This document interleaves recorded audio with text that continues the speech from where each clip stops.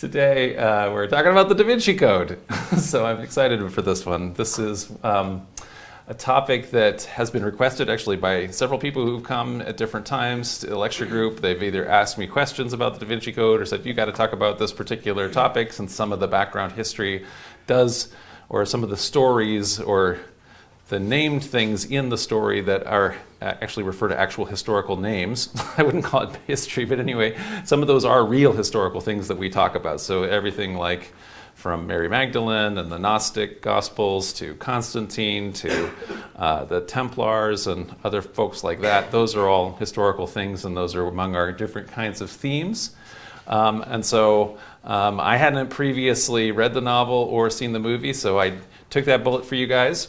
So anyway, recently, I had read it. So we don't have to. If you did already, good for you. If you don't have to, if you didn't want to, and you don't, then you didn't have to. Don't bother. No, you can. It was so good.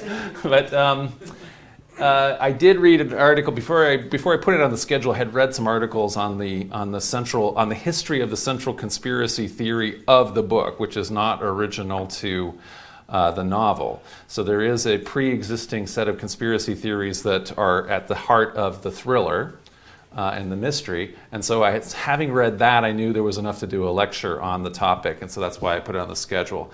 So the main thing that I knew going in terms of my expectations was the big secret, and so this is where we should all mention that if you were here and you didn't want spoilers, this is a problem for this lecture for you. So is the secret, which is the central idea, the Holy Grail, from medieval Christian not epic, it's romances. This idea of it is not actually then a cup, but rather is a person, and specifically Mary Magdalene, and specifically then her bloodline, as she was the secret wife of Jesus, and then she had a child by him after he was crucified, and then that child then is whose descendants have lived on to this day. That's the idea that I had known going into this, and I was aware anyway that secret was encoded, in the top title here, right? So in Leonardo da Vinci's paintings. So in other words, Leonardo was aware of the secret, and he had worked that into codes in his paintings somehow. And so that's the little bit of knowledge I had going into this. Based on that, then my expectations were, that the history included in the story would be bad, because I just assumed that usually with Hollywood anyway. But I was pretty sure because of the Mary Magdalene stuff that this was going to be pretty bad, and that there would at least be, would be some patterns or symbols hidden, for example, in the works of Leonardo da Vinci, who actually does have all kinds of really interesting stuff that he does, that maybe Dan Brown, the novelist, misinterpreted, but it would at least at the minimum be pretty cool, because, Da Vinci does cool stuff, and who knows if there isn't all kinds of cool stuff in there that you could at least pretend was in there, So I figured that would be true. And of course, Da Vinci also wrote all these journals, and he wrote them in mirror cursive, so which is to say, if you hold it into a mirror, he's left-handed, so I'm using the wrong hand here. Anyway, but then you hold it into a mirror, and then you could see it like normal cursive, but he's writing, the other way around. Anyway, that was just my expectation about what might be in there. Okay, so for example, just to take an analogy. So if we go, this is not Leonardo da Vinci, this is Michelangelo. So, contemporary Renaissance painter, and maybe you have seen somebody do this before, where they have superimposed, for example, a modern cross-section, which you could do if you had cut a brain apart, of a brain. And so then that would be like you'd say, more or less, that you're talking about, you're trying to have found, let's say, a secret code within this, particular painting. And so at the minimum, this is a cool idea, right? Because at the minimum, it looks like this modern theory that there's a symbol hidden in Michelangelo's painting, while it's quite debated by art historians, and in fact, would suggest that the drapery is representing a womb, maybe, or something like that. The image, anyway, has the benefit of being intriguing and cool, right? So it looks neat. So don't take me on this that this is supposed to be a brain. So you have to read what art historians have to say. Okay, but contrary to my expectations prior to seeing the movie, I don't think that there's anything as cool as that in terms of a symbol of like, because that really looks like a brain as far as I'm concerned. So we're not going to get that. We're not going to get that as in the Da Vinci Code. And although I really didn't think the history was going to be good, it's really, really bad. Okay, so it's super bad. Okay, so we'll get to it. Okay, let me do a little bit of a summary of the movie for those of you that have not seen the movie or read the book. So the lead character, Tom Hanks, is Robert Langdon, who is a celebrity professor of symbology at Harvard, who is on this massive book tour of France. And although symbology is not actually an academic field which Harvard has professorships, it's apparently essential for the story to establish Langdon as an authority on symbols in order to inject what I think is actually false information about the basic symbols that are at the heart of the movie. So when we get to that point where we have to find the codes and the symbols, it's going to be helpful that he's an expert on symbols so that his authority can explain them to you because they don't immediately make common sense. So what's happening right at the beginning of the movie, there's a guy, Jacques Sonnier, who is curator of the Louvre, and he is murdered in the museum. His body is then laid out like Da Vinci's famous Vitruvian Man sketch, so that sketch you've seen, and with a pentagram on it, on his chest, as opposed to what I think probably, based on the later symbols, it should have been a Star of David, but I don't know, they probably were afraid of doing that because of the actual historical background of this conspiracy theory, which is anti-Semitic. But anyway, we'll get into that. So although we don't know at the time, Sonnier is the head of a secret organization known as the Priory of Sion. So his killer is this freaky Catholic zealot monk guy named Silas. And Silas is also a flagellant. So after he's done murdering the guy, he takes off all his clothes and starts whipping himself. And he's anyway bizarrely portrayed as being part of this Catholic organization, Opus Dei, which is an actual organization. And since it was founded in the early 20th century, Opus Dei has been sort of controversial for kind of either reactionary, conservative, or revolutionary, or any other number of worldviews. But the Catholic organization, that Opus Dei do not wear monastic habits. They're not monks. It's a lay membership. Some of them maybe do practice mortification of the flesh, but I presume not in anything like this way.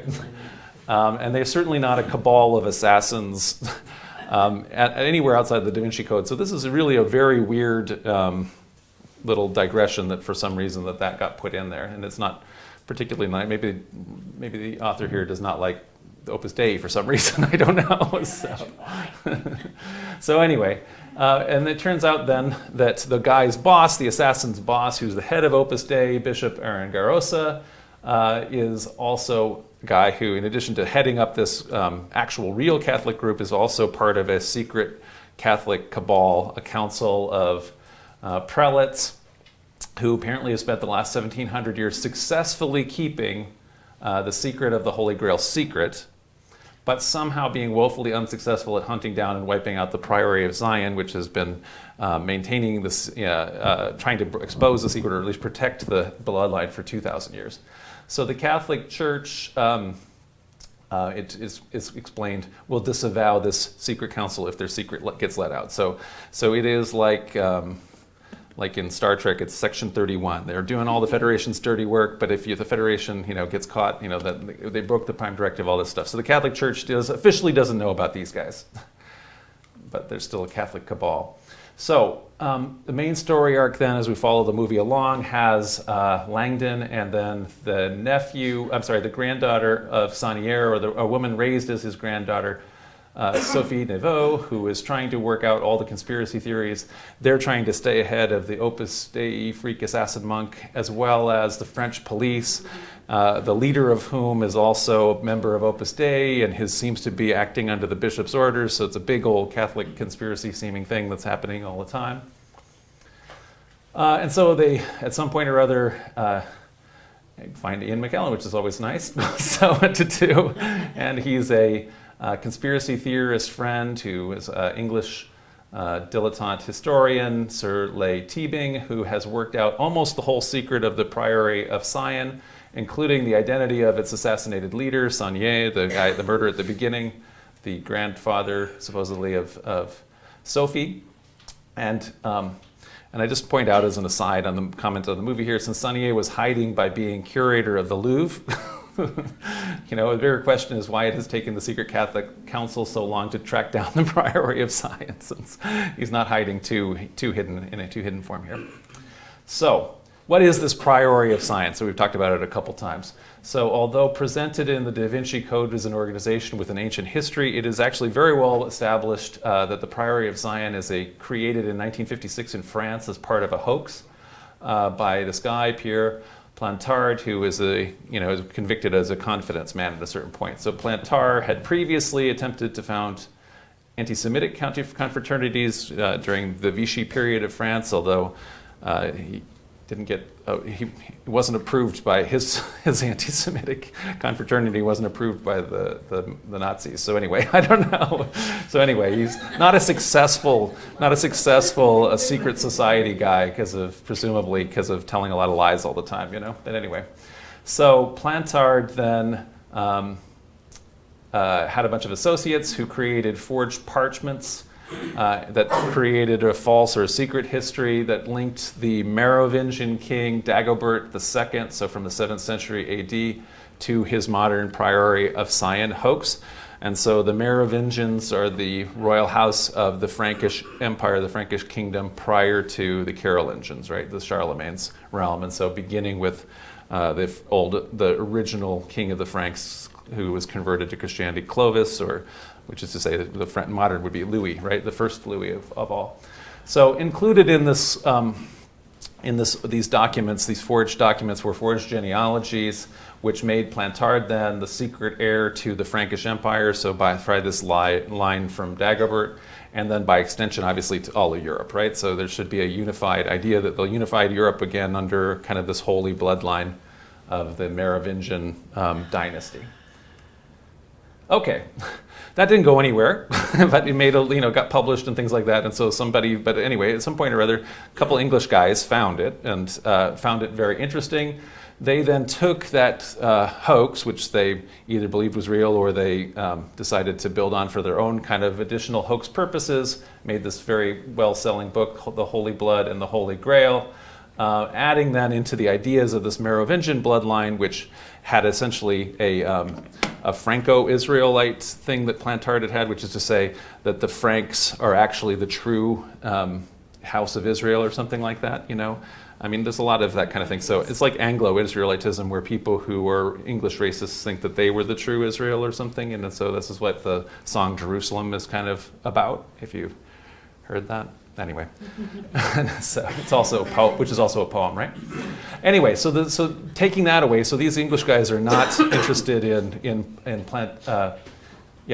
Plantard's Franco-Israelitism and his Catholic kind of Merovingian idea of a restored kingdom. Instead, since they're Protestants and have the whole Anglo-Protestant anti-Catholic bias, they succeed in injecting a whole bunch of anti-Catholic bias into the hoax, and they also add into these genealogies the idea that these Merovingian kings are actually descended from this secret child of Mary Magdalene and Jesus Christ, and before that, all the way being heirs then to Solomon's kingdom, and so therefore, essentially, they're the heir. Essentially this expected future king is the heir to, I don't know, the entire divine kingdom, right? So anyway, that's what happened in this book, and that book is directly then used by the Da Vinci Code. So as we say then, the origin of this Priory of Sion hoax doesn't go back to before the middle of the 20th century. It's very well established, so there is no existence of this before that. Along with the added details from the 80s of the royal bloodline, the secret marriage of Jesus and Mary Magdalene, and might as well throw in the Templars, since if you don't have the Templars, what kind of a conspiracy theory is this? So as a result of it, what I can just say here, the secrets at the heart of the Da Vinci Code therefore have zero possibility of being historical, nor are they even original fictions original to Dan Brown, right? Because he's adopting most of these from pre-existing hoaxes. Okay, so back to the storyline.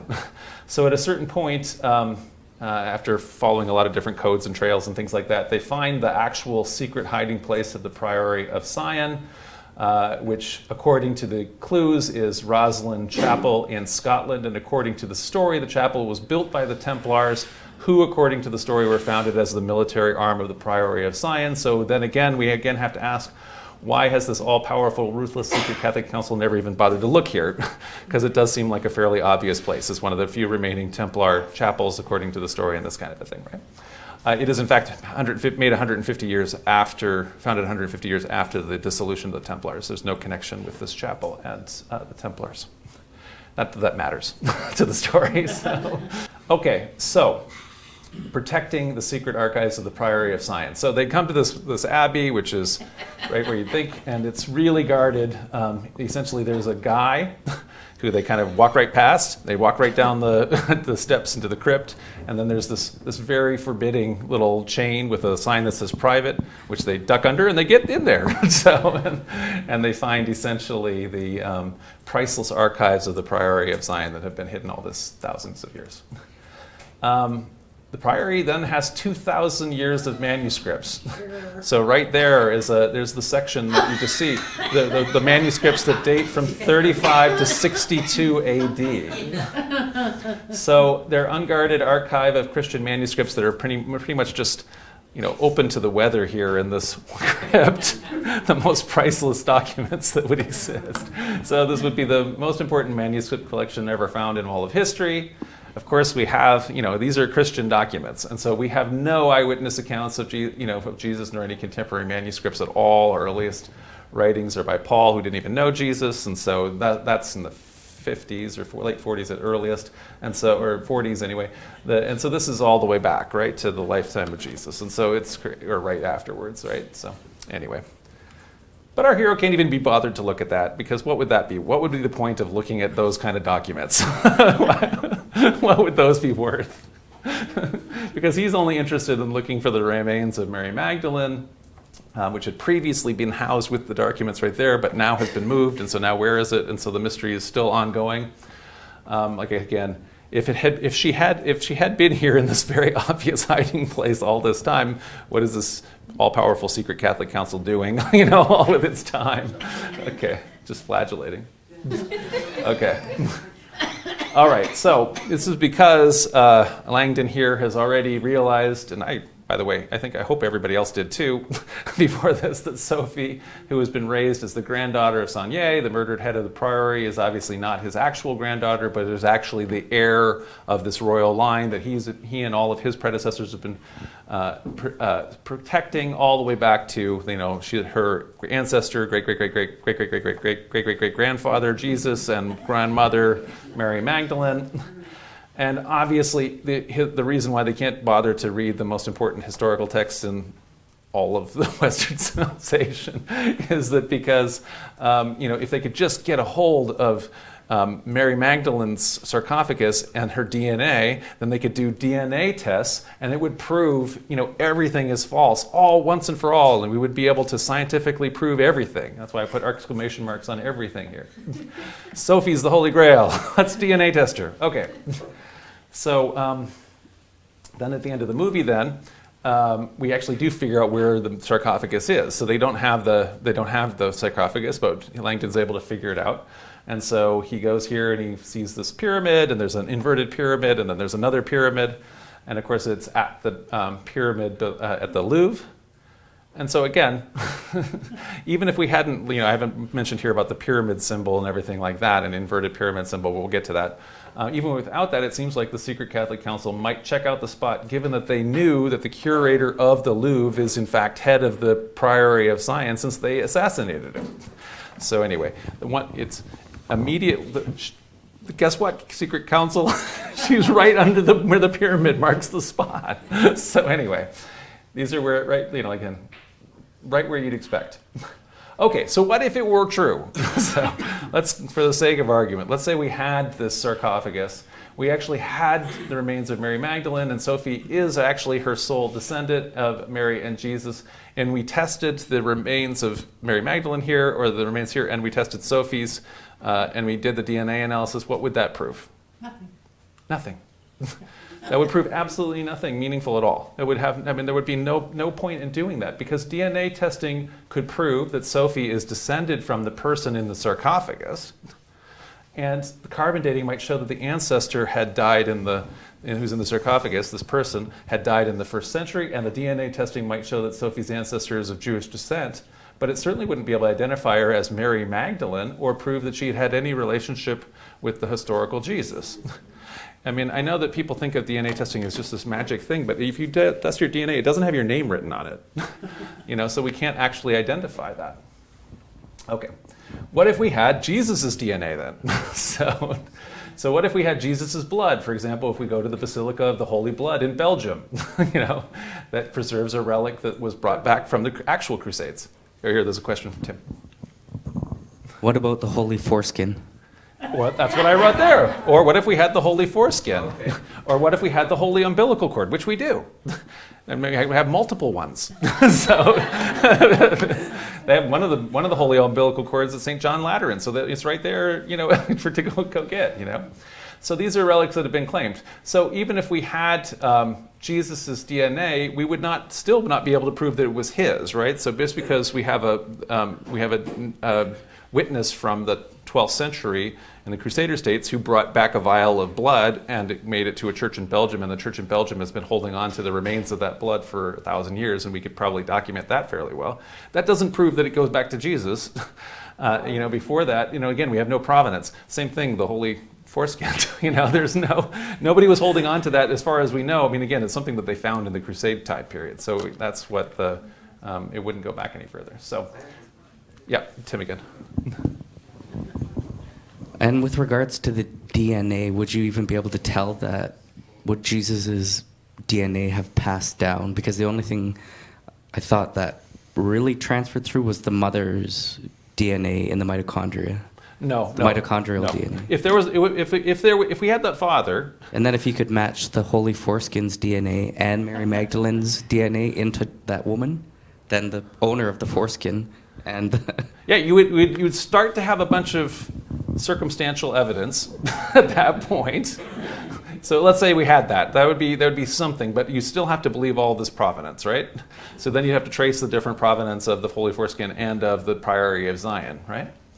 Okay, so it still didn't necessarily prove that. So again, carbon dating could confirm that the relic came from somewhere in the 1st century. The DNA testing might show that the person was of Jewish descent, but it couldn't be proven that the DNA belonged to the historical Jesus either. And in fact, if we did testing, it would almost certainly prove that it all dates from the Middle Ages, right? Like the Shroud of Turin. So these are things that when you actually do the testing on them, when they found the artifact, that's kind of about how old it is. It's often just a little bit older than that. So anyway, so it is. This is that's where the Mary is. If you ever go to Paris, you can go see her. Real? No. Yeah, this is a real pyramid. The Louvre has that pyramid in front of it. Oh, the new bit of it. Yeah. And then that's under it, and then that's under it, and then this is showing the central symbols of the DNA of the Da Vinci Code, right? These triangles. We'll see. We'll get to that. Okay. So theologically, I'm going to argue that even if we had all of that and we showed that and we accepted that there was Jesus and Mary Magdalene and Sophie, the conspiracy, and by the way, and that also assumes then that they have successfully had this monarchical line produce just one generation, worth of people who've reproduced this entire time. Under normal circumstances, we are, if there was a historical King David, we are all descended from King David because, once you get back that far, it's spread out like crazy, right? Eventually if it gets that far anyway. And so same thing. I mean, I can do because of my mom as a genealogist.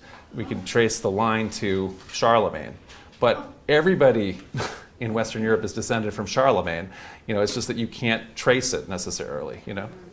So anyway, at least almost everybody. So the point of it is that you go this far back. It's not that you only have one. Charlemagne only has one descendant. Like Sophie here is the only descendant of Mary Magdalene and Jesus. The only way that you can have that happen is if they have successfully always produced an heir, which usually doesn't happen in a royal line. Almost always you'll get to a point where they don't reproduce. You know what I mean? This is what happened to the the Georgian kings, and they had to go to the Hanoverians and all this kind of thing in the British royal line, right? And so it'll come back on. Anyway, and so you have to essentially kill, maybe the secret Catholic Council has successfully been killing everybody except for one, and the other guys have been just very lucky for 2,000 years to keep just one person alive. So anyway, okay. So theologically, though, I'm going to say that this doesn't really make any difference, because if it would prove then that Jesus was a human being using DNA testing, the idea of the Da Vinci Code is that would totally undermine the authority of the Catholic Church, which would then collapse, right, and all of its oppressive power. In this sense that the Catholic Church is oppressive power. So anyway, but it's already church doctrine that Jesus was fully human and would therefore have had fully human DNA. For as far as I would understand, they didn't know about DNA back when they made the doctrine, but anyway, it's fully human. So, and in fact, actually, so if we take the 6th century portrait of Jesus, unlike the code that Brown imposes on the Da Vinci's Last Supper, there isn't actually an ancient code in portraits of Christ Pantocrator, like this one, the earliest one that's in Mount Sinai and St. Catherine's Monastery from the 6th century. And so we can see it if we divide the face in half, and if we just take this half, and then if we just take that half, and we do this thing where we reflect them, so if we do that mirror thing like we were talking about, so that's what the left side reflects as, and that's what the right side reflects as, if you were to have two halves of the left side together and two halves of the right side. A person could make, I think that the majority argument of art historians is that this is representing a very particular Christian theology, which is hypostatic union, that Jesus is fully human and fully divine. That's all I'm trying to say here. And so, in other words, Jesus is fully human and fully divine, so since he's fully human, and since Christian theology already teaches that God transcends matter, there's no reason to imagine that Christ's divine nature in this hypostatic union would affect his DNA at all, which would be entirely a part of his human nature, right?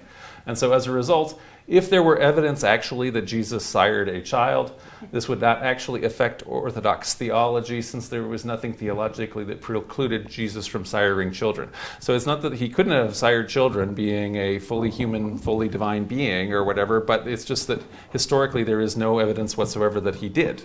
Okay, so anyway, I just want to talk about the theology first. So the theology here is in fact actually backwards. So Sir Lee Tebing here uses quotations from the Gnostic Gospels, and we've had lectures on these before, and we're going to again, including the Gospel of Mary Magdalene, to show that Gnostic Christians believed, he asserts, that Mary was Jesus' wife. But in fact, the Gnostics are the ones who denied that Christ ever had a human nature. So the Gnostics believe that Christ was a divine being who only appeared to observers to be human. And so this was the Gnostic position. And so all of these texts, far from saying that Mary and Jesus were having a physical relationship, it's talking about Mary's relationship with a fully divine being who was not human, and so therefore would not have been able to would not have sired a child with her. So proto-Orthodox Christians, which is to say what eventually becomes Nicene Christians, Catholic, Orthodox, Protestant, believed Christ was fully human and fully divine. As I say, they argued strongly against this Gnostic and other Christians who had this kind of belief, which is they called Docetism, which is belief that Jesus is a divine being who only seemed, and then the Greek here is dokein, so dokesis or something like that is Docetism, so he only seems human. And so the text showing that Jesus had a wife and children, if there were texts showing that would argue against the Gnostic position and actually in favor of the Nicene Catholic Orthodox position, but there are no such texts. So Gnostics, just to have an example here, had the opposite theology. So if we go to the Gnostic Coptic Apocalypse of Peter and just talk about its description of the crucifixion. According to this text, when Jesus, had said these things, I, Peter, so Peter's the person supposedly writing this gospel, saw him seemingly being seized by them, which is to say the Roman soldiers, and I said, what do I see, O Lord? That it is you yourself whom they take, and that you are grasping me? Or who is this one, glad and laughing on the tree? Which is to say the cross. And is it another one whose feet and hands they are striking, into the tree, into the cross? The Savior said to me, he whom you saw on the tree, glad and laughing, this is the living Jesus. But the one into whose hands and feet they drive the nails is his fleshy part, which is the substitute being put to shame, the one who came into being in his likeness. But look at him and me. So in other words, there's just a substitute simulacrum that is not even, that they thought that they had because there was never any real physical Jesus here. And I saw someone about to approach us resembling him, even him who was laughing on the tree, and he was filled with the Holy Spirit, and he is a Savior. And there was a great ineffable light around them and a multitude of ineffable and invisible angels blessing them. So the Gnostic position is that Jesus, the real Jesus, is entirely a creature of light, a creature of spirit. The whole idea of the Gnostics is that is like Plato, which is to say that there is this realm of the forms, the immaterial realm that transcends the material realm, which is mere shadow of the actual transcendent reality of the forms. And so therefore, the true Christ is actually even laughing in the Gnostic Gospels because there's no crucifixion actually happens. There's no physical incarnation. So the Gnostic Gospels, so we're going to have a lecture on this March 19th, including the Gospel of Mary, and Mary Magdalene is what it is, portray Mary Magdalene among Jesus' inner circles of disciples who was taught special knowledge or gnosis, which is where the name Gnostic comes from, by him, but none give any hint that the two were married. So one of the things in iconography, so this is a more recent icon of Mary Magdalene. This is the question about this one. And she's holding an egg because Mary Magdalene often always in iconography, if you have a picture of like 12 apostles, or if you go to a cathedral and you see them carved in the stone above the tympanum or whatever as you're going in the door, you wonder, wait a second, how can I tell which one of they all are? Well, they're all carrying like a different thing, and that shows based on what they're carrying which apostle they are, or they all have different characteristics or that kind of a thing. And so the characteristic of Mary Magdalene often is that she has an egg, which represents resurrection. And so eggs represent rebirth. That's why Easter has eggs with it and things like that. And it's because in the canonical stories, she is always among either the first or among the first who are the witnesses of the risen Christ. And so according to that tradition, then she is essentially the apostle to the apostles because she announces the good news to the apostles who then go forward from there. So T. Bing quotes the Gnostic Gospel of Philip. He doesn't quote this whole quotation, but this is where he gets this one word from. There were three who always walked with the Lord, Mary, his mother, and her sister, and Magdalene, the one who was called his companion. So in other words, there's three Marys that were always companions, a sister, a mother, and the Magdalene. So there's the word companion there. Langdon then asserts that the Aramaic scholars all know that companion means wife. But of course, we have no Aramaic text of this particular gospel that is being quoted. The Gospel of Philip is in Coptic, which is to say Egyptian, ancient Egyptian, not the ancient one, but the Roman era Egyptian, translated from a lost Greek original. So anyway, I was just saying it was Aramaic, right? So in other words, Aramaic companion means wife, according to this, and I always love this too. Anyway, what language is that? It's Aramaic. Of course, Joseph of Arimathea. Of course, So anyway, that's just part of the whole Holy Grail story. That the language that Jesus speaks is Aramaic. Joseph of Arimathea, who is part of the kind of medieval Grail legends and things like that, the word Arimathea has nothing to do with the language Aramaic. So anyway, but neither does this Gospel of Philip. So companion in the Gospel of Philip is a gender-neutral relationship. It's like men could have been called a companion or not, and so it's probably like disciple and indicates the Gnostic view that Mary Magdalene is one of the very important disciples or even an apostle of Jesus. There is no particular reason.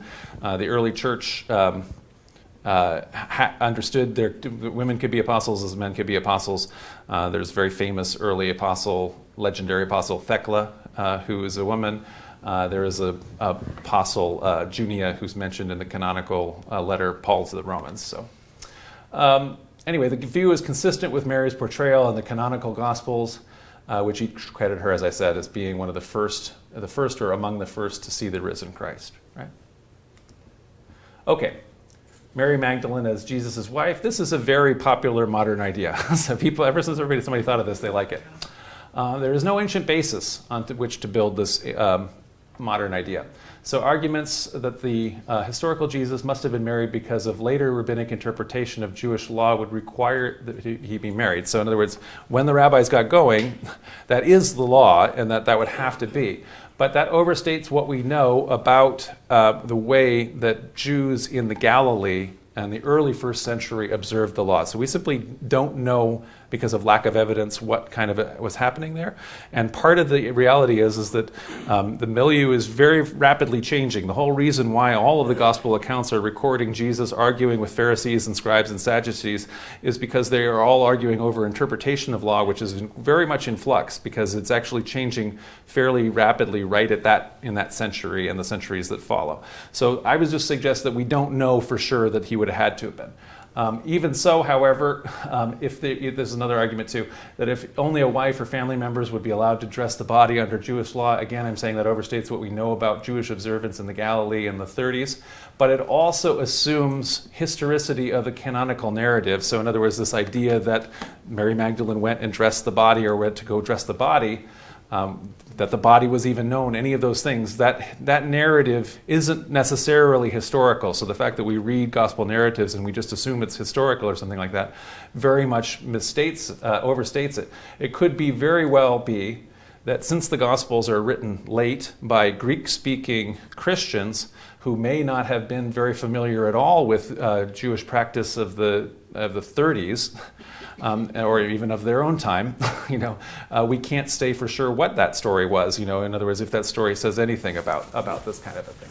So what I'm just going to suggest is that this doesn't argue it. To Elizabeth's point, it's also completely possible, rather than assuming that there must have been a wife and that the wife is this one particular character in the accounts, Mary Magdalene, we could just as easily assume that there had been a marriage and he was a widower and or something like that because his wife had died earlier, and that's why no such character appears in the story.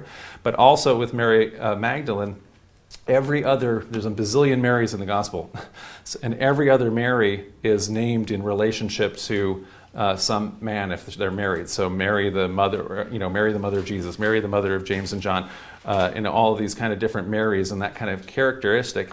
Only Mary Magdalene is named for her town, and so therefore if she was named, if she was married to Jesus, she would more likely be Mary the wife of Jesus. Yeah. Yes, I read that. Yeah, I've read that actually there were rabbis that were not married at the time of Christ, and actually even Christ was not an official rabbi of the system, you might call it. Right, there's no rabbi system. So he did, and actually he had a lecture on rabbis after, because I think there's a big change in the whole Judaism after that, right? So that's a misconception that they all had to be married, right? Well, the reality about it is that our stuff on the rabbis is way less good in this time period of Jesus than our stuff on Jesus.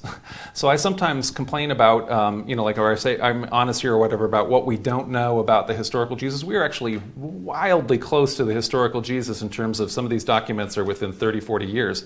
The rabbinic stuff is written, it's like way over, it's like centuries later.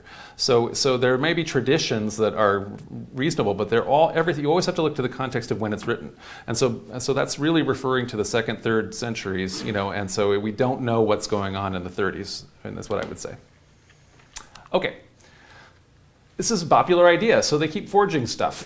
So if you don't have any evidence, that you can always make it. So there's this little scrap of papyrus that was got called the Gospel of Jesus' Wife, because it mentions Jesus' wife on it. It's, though, been shown subsequently to be, the Coptic is taken directly from the Gospel of Thomas, the Nag Hammadi one, including because it's copied, there includes the errors that were introduced in an early printing of the Gnostic Gospel. So anyway, at first they weren't sure about it. It's pretty clearly a forgery. You might have found people like Jesus' family tomb or something like this. This is nonsense stuff. So, there's lots of people that have these names Jesus, Joseph essentially, and Jesus is Yeshua, and Miriam. In other words, these are very common names. And the historical Jesus, there's no indication that they would be this kind of elite class, that they would be able to have a family tomb, like that kind of thing. I just think it's, anyway, not a credible thing. Okay, and it may well be a forgery too. So who was Mary Magdalene? So let's just look at her in the canonical Gospels. So what we have in the New Testament, she's the most prominent of the female disciples of Jesus. She's named 12 times in the canonical Gospels. As I said, she's a witness of the empty tomb in all 4 canonical Gospels. Mark and John specify she's the first person to see and testify of the risen Christ, so which is to say 2 completely kind of different traditions. And then that's why I say given the title apostle to the apostles. In Luke's account, we hear that Jesus has exorcised 7 demons from her. It's also in the longer ending to Mark, which is probably dependent on Luke. Maybe not. I don't know. Anyway, so different Mary from Jesus' mother, obviously, and Mary in Bethany, called the Magdalene, I mentioned, because of the Galilean town of Magdala, or Mary the Tower, from the Aramaic word Magdala. So anyway, so not, in other words, having a name from a familial relationship with one of her male relatives. So in Christian tradition or myth, Mary Magdalene was frequently conflated with the sinful woman in Luke's account that anoints Jesus' feet.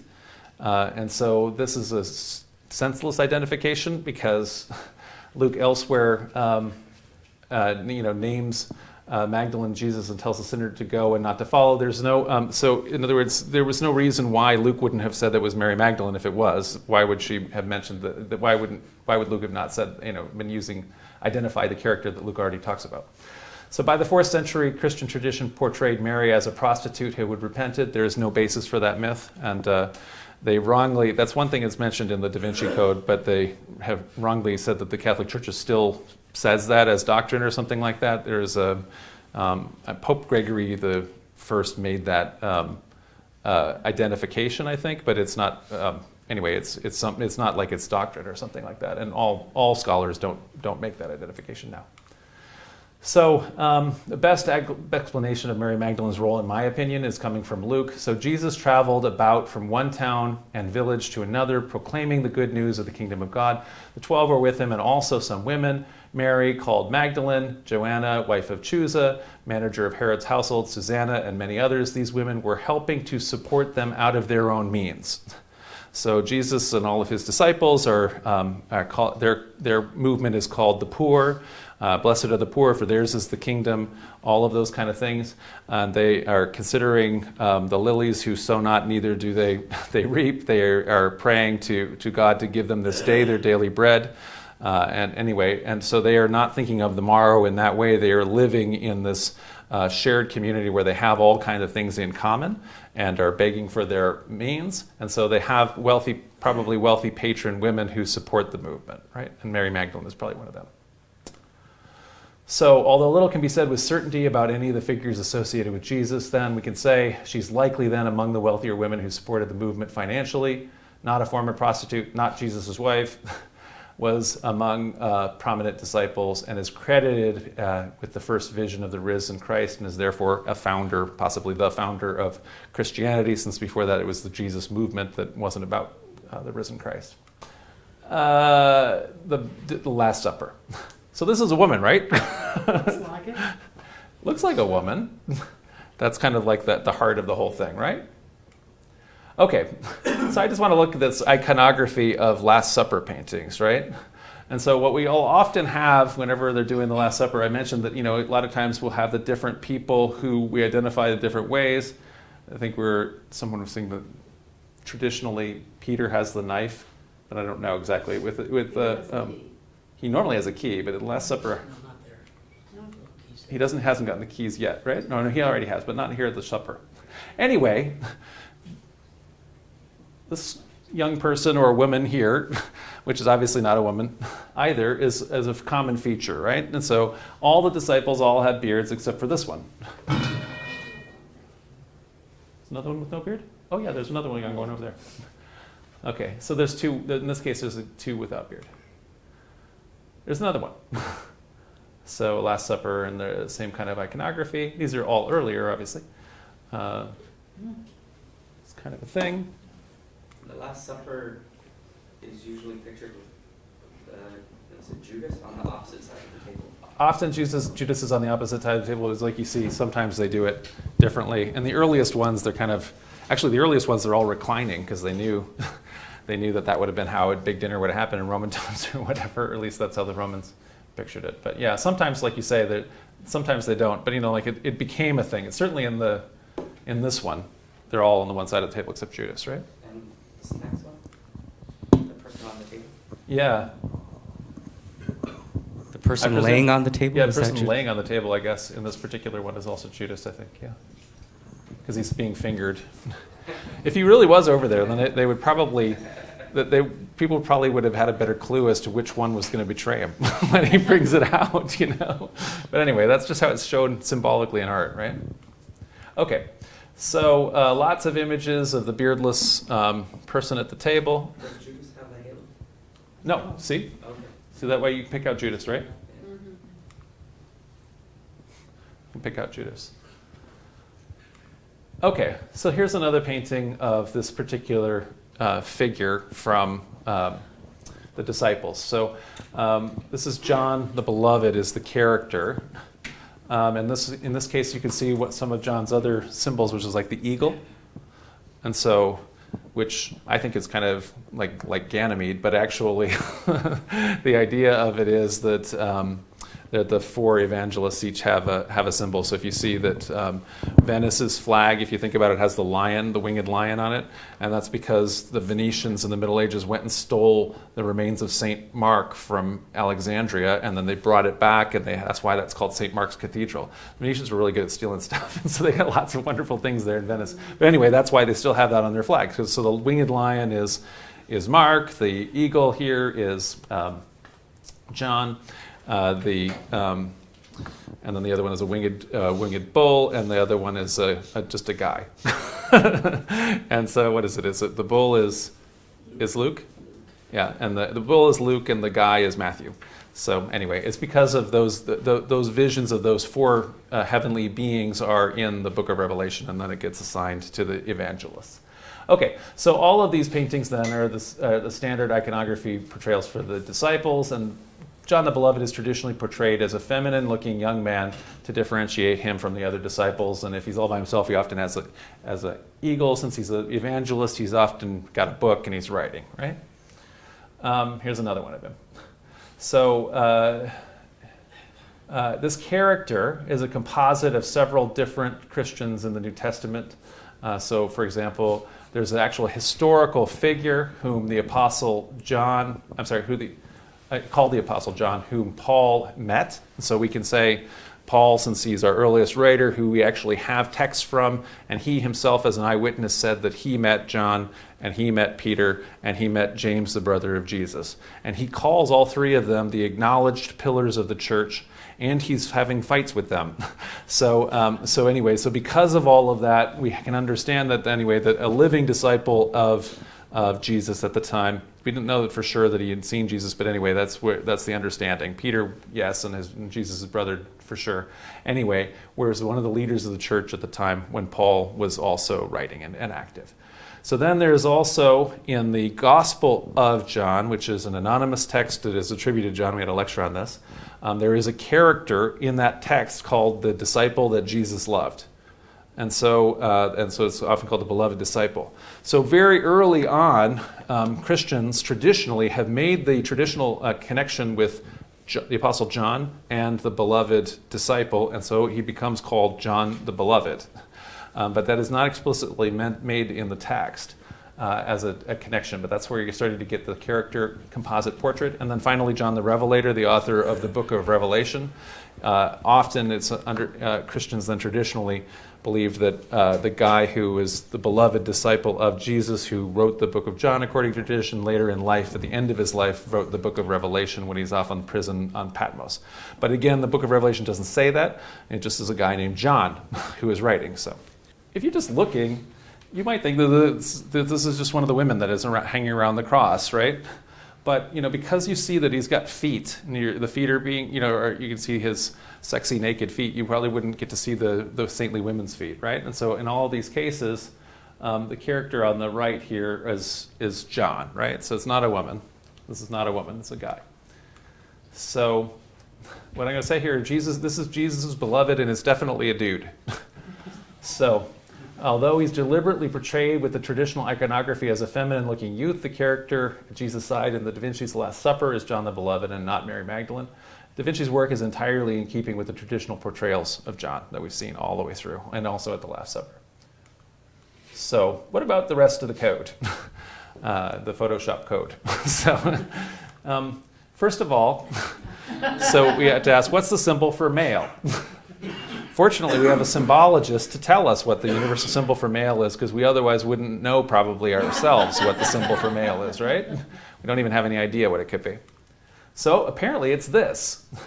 According to the symbologist Robert Langdon, the answer is a triangle. So I thought, okay, well, I'll look in my dictionary of symbols when I saw that. And then guess what? According to, Lehman here, who wrote the Dictionary of Symbols, that is a book I happen to have on my shelf, the triangle has lots and lots of meanings, as you'd imagine. For example, in alchemy, it denotes the element of fire, and that's true both in Western alchemy and, I guess, in Tibetan alchemy for some reason. The Hittites, for example, used it to mean good and healthy. And it's on fire extinguishers too? Well, it's also, it has a bunch of different meanings. I mean, so, it's on caution signs and things like that, so it means also warning and stuff like that modernly. It's also, though, first and foremost associated with the number 3. So, anciently it was used to denote the number 3, which is generally speaking a holy number, a divine number. So pagans like Xenocrates stated it's a symbol for God as a result of that. So he's not a Christian. It's 4 centuries before Christ, in the 4th century. What? Platonic form? Yeah, so it's it's one of Plato's, it's certainly the Pythagoreans loved this, the triangle, and also the different iterations of the triangle. It's one of their holy numbers, right? And so in Christian symbolism, which presumably Da Vinci would be accessing if he was thinking about it, you could imagine this holy divine number is representing what? The Trinity, right? So anyway, so this is what the idea means, and so that's certainly what the dictionary says here.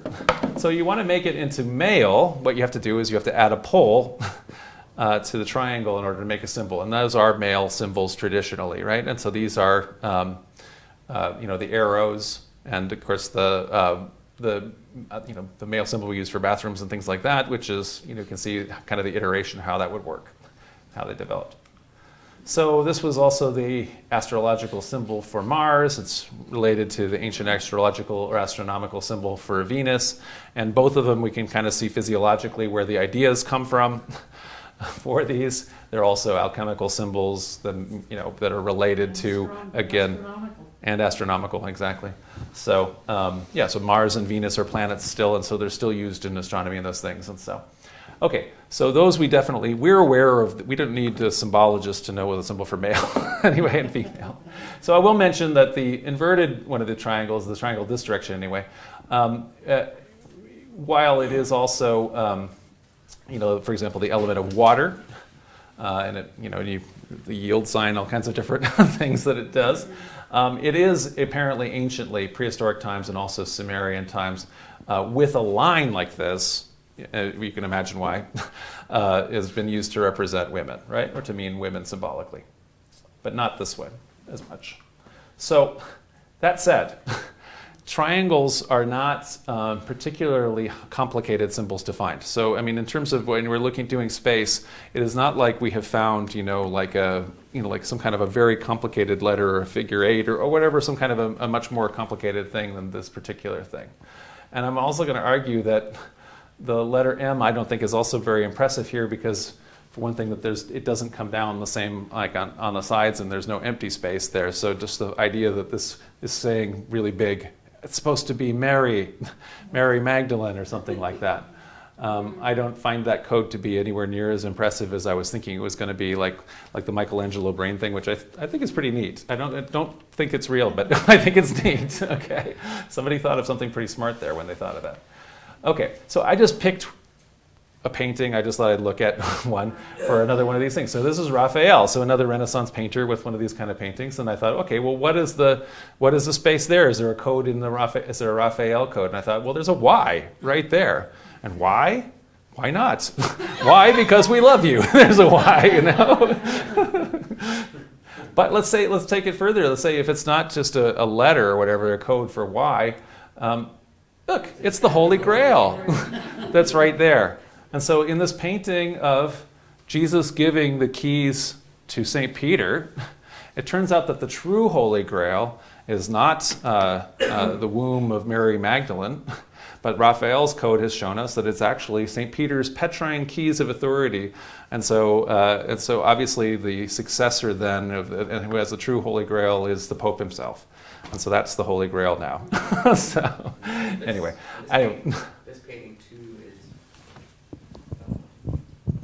this painting too, because it's Renaissance period, has the single point perspective. So if they were going to hide something, it probably wouldn't be up front. It probably would be in the back.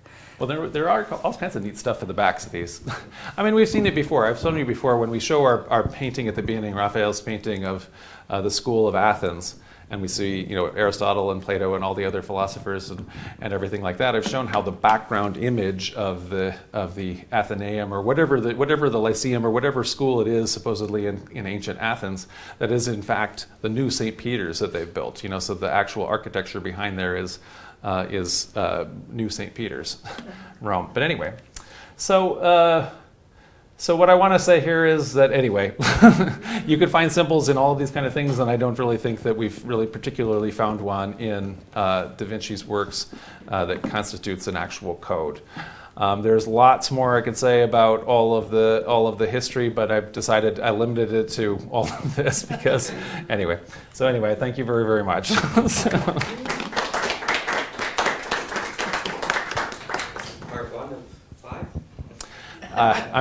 This is plenty. So I think we've covered it, but there's plenty more we could say. I mean, about any number of the other things. The amazing part of the backstory history, when Ian McKellen starts to go on his rant, is that essentially there's really no difference in time between when Da Vinci is alive and when Mary Magdalene is alive. I mean, it's almost like, you know, this whole time is so telescoped, you know, as if, you know, everything immediately happens, because essentially they say as soon as Constantine, you know, was able to make his, you know, as a phony pagan, made his political deal to reform, you know, to take control of the church and all this kind of a thing in the way it works is that immediately the whole goal of that was to suppress women, and so the church immediately.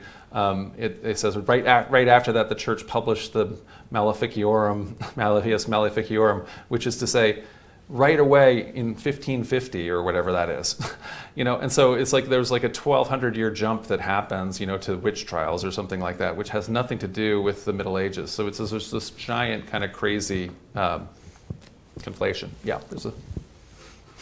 Yeah, I just find it interesting because, I mean, I knew this stuff when I saw the movie years ago, and I knew this was all kind of garbage, honestly. Yeah. But I was amazed how millions of books were sold. Oh, yeah. And many people I met were so stupid and gullible. Like, I was amazed, like, when I talked to them. Like, I would talk to them, and they have no conception of what you said. Like, they just drank it whole. Like Coca-Cola, they drank it whole, right? Well, and the weirdest thing, again... I know. The weirdest thing about it is that what would it actually prove? At the central thing is, like I said, just even logically, what's the idea of it? I mean, not only is it completely impossible, and there's no history behind this, and we can see the roots of the fraud, which is very recent, you know, and yet even if it were all the case, it wouldn't say anything, you know. Yeah, but I think it's kind of like. To defame the church or Christianity, and like I've seen so many movies, like Dimension One, about these when the Russians invaded Poland and they went to this nunnery and they raped all the nuns. Yeah, and I saw the movie, and the movie is completely unreal. The person in charge of that expedition was actually a woman, and in the movie, the woman is a second in command, and she's almost being raped half the time. I mean, a feminist took that incident. Yeah. And completely rewrote the entire history. Yeah. And what gets me is people see that and they actually believe it. Yeah. And this is why we are where we are, because there's so little history Because you never hear the other side. Yeah. All you're always hearing is one side of the story, right? Yeah. Well, and in this case, what we really are, I mean, it's definitely playing into these kind of crazy anti-Catholic biases that, date back to the Protestant Reformation, essentially, in England. Because, I mean, here, I'm not a Catholic, of course. My roots is through Protestantism. But all through this, there's the bishops are a cabal. And they all have the secret thing. And they just give people orders, including the French police. And it's causing, in order for all this corruption and money corruption. And the monks are just assassin squads because their whole thing is blind obedience. And so, I mean, it's just this big anti-Catholic screed in that way. So. My question relates to the idea of Mary Magdalene being the Holy Grail. Like, why would they get this idea that she somehow, like, where did this idea come from that she married Jesus and they had kids?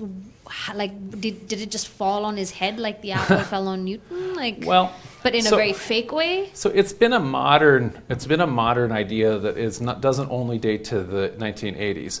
So, for example,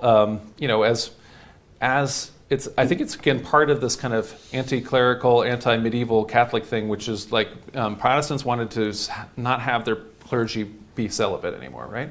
So priests or ministers get married, and so having Jesus be kind of modeling like a Catholic-style priesthood as being a celibate guy, has started to be maybe uncomfortable for some people. So, for example, I know it was taught as a doctrine in Utah, the Mormon Church, when they were promoting plural marriage, when they're promoting polygamy, Brigham Young taught that Jesus had many wives, including Mary Magdalene.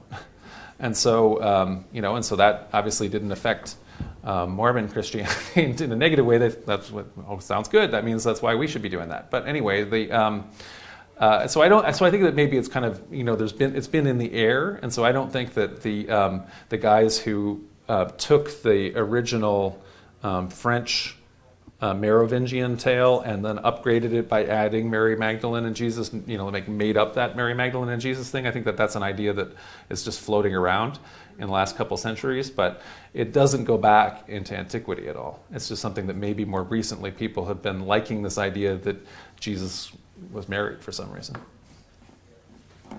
And like I say, they keep trying to find forged documents that prove it, so because people like the idea. Anyway, you could do it completely. If you want to make the case, for Jesus with somebody, it's in antiquity we have all of this disciple that Jesus loved kind of thing. So again, this character of John the Beloved is we have actually, I'm not saying that there would be any such thing, but that is something that has antiquity, because you can actually talk about that and from the canonical Gospels and things like that, as opposed to this marriage thing, which they talk about. These early accounts that we have, they talk about Peter being married. They talk about all of these different family members of different people, and why wouldn't they mention that Jesus has a wife? In any of these accounts, we have not only the canonical Gospels, but why wouldn't, if there were any descendants? We have all of this stuff about Jesus's brothers, and everything like that. We have stuff even about Jesus's sisters. So why, if there was a kid, anyway, obviously there'd have to be some secret, because she's being reserved so that she can be the Merovingian king of, queen of France or something. But it doesn't. It's just one of these crazy things. If there was somebody in antiquity, they would be known.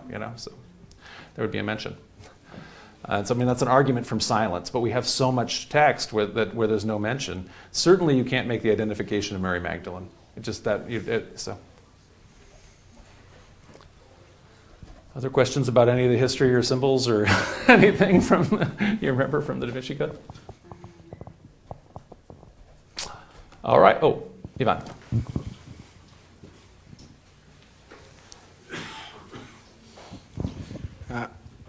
Just to mention the inverted triangle symbol with a line through it. Yes. The Latin for a wedge is cuneus, and that's where we get the infamous four-letter word beginning with C. Oh, okay. I didn't know that. So that's an etymology I did not know.